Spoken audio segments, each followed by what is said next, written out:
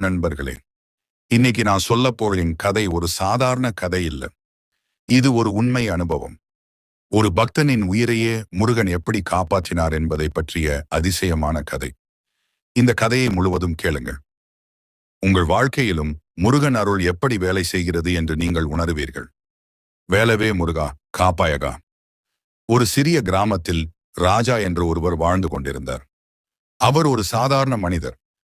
ஆனால் ஒரு விஷயத்தில் மட்டும் அவர் மிக வித்தியாசமானவர். அவர் ஒரு தீவிர முருகன் பக்தர். ஒவ்வொரு நாளும் காலையில் எழுந்தவுடன் முதலிலேயே அவர் சொல்வது, வேலவே முருகா. அவர் தினமும் முருகன் கோவிலுக்கு செல்வார். வெள்ளிக்கிழமைகளில் விரதம் இருப்பார். முருகன் பெயரை 108 முறை ஜபிப்பார். அவருக்கு வாழ்க்கையில் கஷ்டங்கள் இருந்தாலும் அவர் நம்பிக்கை மட்டும் விடவில்லை. ஒரு நாள் அவரது வாழ்க்கையில் பெரிய சோதனை வந்தது. அவருடைய வேலை